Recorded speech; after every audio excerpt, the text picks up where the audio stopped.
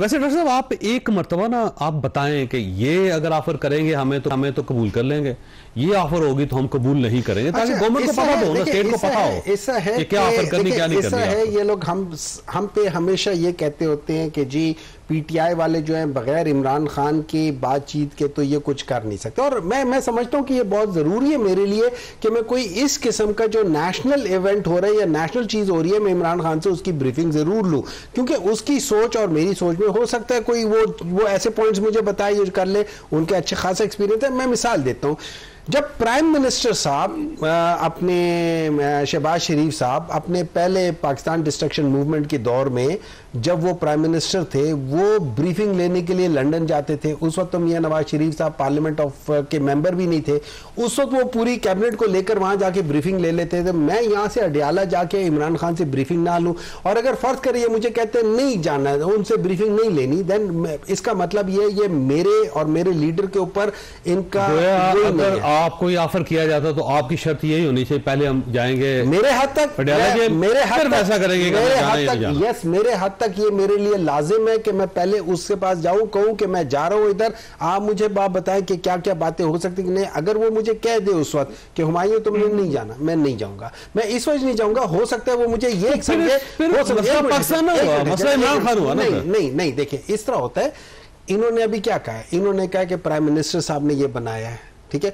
आपके जो लीडर होते हैं ना, जो उस वक्त, अब ये चूंकि गवर्नमेंट का हिस्सा नहीं है, लेकिन एक किस्म के वो सपोर्ट कर रहे हैं ना, तो आप एक बंदे को कंधे में बिठा के बैठे हुए हैं, तो फिर आप वो एक ही होगे ना, आप नीचे से गिरेगा तो धड़ाम नीचे गिरेगा, तो वही वाली बात है। तो उस लिहाज से इन्होंने उनका मशवरा, आप ये कह रहे हैं कि पाकिस्तान का मुकदमा आपको लड़ना चाहिए, साथ आप ये कह रहे हैं कि अगर इमरान खान रोकेगा तो नहीं जाएंगे। नहीं देखिए ना, पाकिस्तान सेकेंडरी चीज है ना, नहीं इमरान खान साहब फर्स्ट है। नहीं मुझे एक बात बताया, मुझे पाकिस्तान कम्स फर्स्ट आता है ना, आप कहते हैं इमरान खान कम्स फर्स्ट, पाकिस्तान बिल्कुल फर्स्ट आते हैं, इसमें कुछ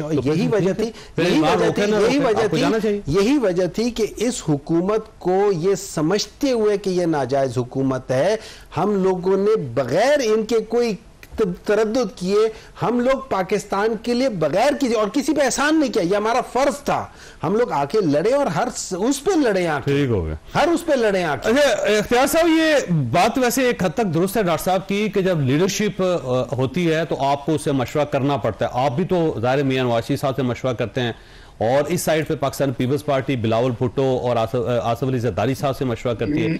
तो इमरान खान साहब को मशवरे से क्यों महरूम रखना चाहते हैं, इस पार्टी को इमरान खान साहब के मशवरे से आप क्यों महरूम रखना चाहते हैं?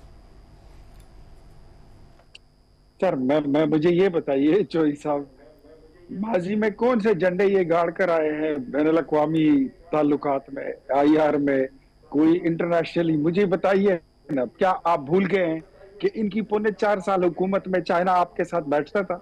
नहीं, आपने उसकी मशीनरी को जंग आलूद करके उसको कीड़े लग गए थे, उसकी मशीनरी सारी फारिग कर दी। सऊदी आपसे नाराज था, ईरान आपसे नाराज था, तुर्की आपसे नाराज था। किस मुल्क के साथ आपने किसी के साथ अच्छे ताल्लुकात छोड़े हों? अब दूसरी बात मैं फिर कहता हूं कि हमें कोई इस तरह का शौक नहीं था। अब मैं मजीद अगर आप मुझे एलाबोरेट करने के लिए कहेंगे तो मैं इतना कहूंगा कि अल्लाह जिंदगी दे बिलावल भुट्टो साहब को, और जो उनके साथ टीम है वो सारी मौजूद है। अगर ये सारे लोग अगर वहां पर अपना काम कर सकते हैं, आप किसको भेजेंगे? पाकिस्तान तहरीक इंसाफ में से शाह महमूद कुरैशी साहब हैं, उनको नहीं भेज सकते, वो भी उनकी हालत बीमारी वाली है, वो बीमार हैं और जेल में भी हैं। इसके अलावा कौन है, किसको भेजें हम? कोई ऐसा बंदा जो माजी में कोई लोग हैं, अली जफर साहब हैं, गोहर खान साहब हैं, उमर अयूब साहब हैं, असद कैसर साहब हैं, डॉक्टर हुमायूं मेमन साहब, बहुत लोग हैं। ठीक है जी, सही है। जो साहब ये आपने जो मशवरा दिया है, ये इतना संजीदा मशवरा है, और इस संजीदा मशवरे पे हम देखेंगे किसी वक्त संजीदा गौर भी करेंगे। आपका शुक्रिया। लेकिन ये मैं आपको बताऊं कि ये इनका रवैया भी देख लें। आपने दबे लफ्जों में एक बात की, लेकिन आपने खुलकर नहीं बोला कि कुछ लोग तहरीक इंसाफ के ऐसा भी थे। ये तो हर मौके पर कह देते हैं। अगर आप इनको कहते हैं कि दुश्मन ने हमला किया, ये कहते हैं कैदी नंबर 800 चोर को छोड़ा दी, उनको रिहाई दे दी। अगर आप इनको बोले कि जाफर एक्सप्रेस का वाकया हो गया, ट्रेन अगवा हो गई, कहती है कि कैदी नंबर 800 चोर को जो है 804 को जो है रिहा कर दें। ये हमेशा आपको अपना सटल पॉलिटिकल स्कोर जो है उसको ये सेटल करते रहते हैं। आपने सोशल मीडिया पर देखा, आरिफ अलवी साहब हैं, सीनियर सियासतदान है, मुल्क के सदर रह चुके हैं, उनकी स्टेटमेंट्स आपने पढ़ी है इस जंग के हवाले से, काबिल शर्म है। आपने सुनी है जो अलीमा खान ने कहा है इस जंग के हवाले से कि ये तो जंग है ही नहीं, ये तो नूरा कुश्ती है, आपने देख लिया। आपने उमर अयूब का नाम लिया, floor of the house Umar Ayub साहब ने क्या कहा था, आप भूल गए हैं। मैं तो रिपीट नहीं करना चाहता हूं चौधरी साहब, ये मतलब सेंस ऑफ रिस्पॉन्सिबिलिटी भी एक चीज होती है, जिम्मेदारी का एहसास भी एक एक चीज होती है जो इंसान में हो। चले मुझे शाहदत अवान साहब के पास आने दें, मैं दोबारा आऊंगा अख्तियार साहब आपकी तरफ, दोबारा आऊंगा। शाहदत अवान साहब, ये कौमी यकजहती फिर कैसे कायम हुई? देखिए सर, पहली बात तो मैंने आपको ये कह दी कि आपने पार्लियामेंट के दोनों ईमान्स में ये देखा है, ये छोटी छोटी ये बात बहुत बड़ी बात आप बिल्कुल बजा तौर पे कह रहे हैं। अगर इस तरीके से हो जाए तो पार्लियामेंट के अंदर कुछ इस किस्म की पार्टी, कल बाप पार्टी को भी ले जाने का होगा, जमीयत उलमा इस्लाम है, सिंगल पार्टीज कई हैं, कई इंडिपेंडेंट्स लोग हैं, तो मेरा ख्याल में ये पार्लिमानी तौर पे अगर हर पार्टी को किया जाए तो मुमकिन मेरा ख्याल में बात ये नहीं हो पाएगी। उसके अलावा अगर आप देख लें तो मीडिया पे आपके साथ तमाम पार्टी के लोगों ने इसके ऊपर बात की है, और तमाम के तमाम एक ही पॉइंट के ऊपर जो है हर जगह पे, हर फोरम के ऊपर, सोशल मीडिया हो जाए, प्रिंट मीडिया हो जाए, इलेक्ट्रॉनिक मीडिया हो जाए, सब लोगों की सोच हमारी एक ही है।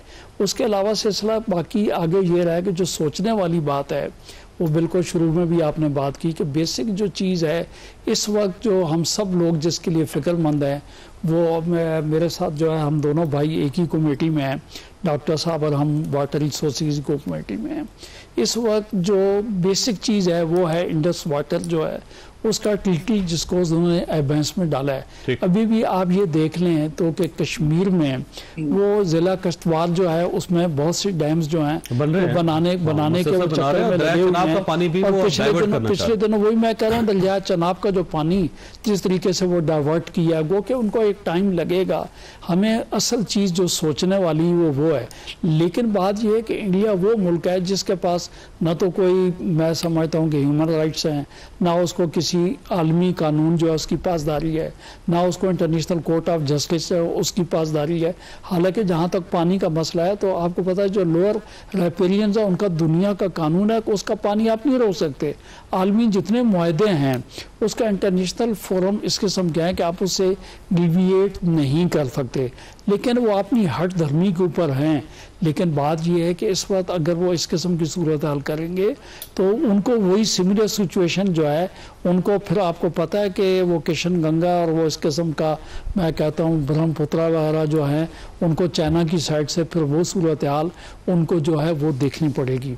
तो बात बेसिक जो है, हम तो अमन के दाई हैं और यही वजह है कि सीज़ फायर भी हो गया है, और जब हमने हिसाब बराबर कर लिया, उनके होश ठिकाने लगा लिए, उसके बाद हमने ये नहीं कहा कि हम इसको जारी और सारी रखेंगे। नहीं, इंडिया तो कह रहा है ना जी, इंडिया से तो खदशा है। बात ये है, ऐसा महसूस होता है जैसे मई के आखिर में दोबारा वो एक्टिविटी शुरू कर, झूठा प्रोपेगेंडा जो है इंडिया वो करता रहा है। अब तो उसके अपने सहाफ़ी देख लें, उसके अपनी जर्नैल देख लें, उसकी अपनी फौज देख लें, वो सारे लोग समझ चुके हैं कि सिवाय ये इलेक्शन के चक्कर में झूठ बोलता है, उसकी जो सलाहियत है, अव्वल तो 2019 में उसको ये बात समझ लेनी चाहिए थी, जिस वक्त उसके त्यारे गिरे, जिस वक्त उसका पैलेट हमने पकड़ा, उसके बाद जो है जो सूरत हाल बनी, तो उसके बाद उसको हमारी फ़िज़ाइया की सलाहियत जो है जान लेनी चाहिए थी। और इस वक्त जो हमारी फोर्सेस ने जिस तरीके से कमाल साबित किया है, मैं तो बल्कि आज आपको ये कहूँगा कि होना तो ये चाहिए कि दुनिया को तो बताने के लिए हम यकीनी तौर पे भेज रहे हैं, लेकिन जिन लोगों ने ये जिस तरीके से हमारे मुल्क को संभाला है, तो बेहतर तो ये है कि तीनों फोर्सेस के जो चीफ हैं इनको आप फील्ड मार्शल का जो है ना उनको ओहदा दें। आप गवर्नमेंट में, तो मैं हम गवर्नमेंट में नहीं है, मैं तो आपके हवाले से ये एक अवाम की आवाज़, अपने दिल की आवाज़ मैं कह रहा हूँ।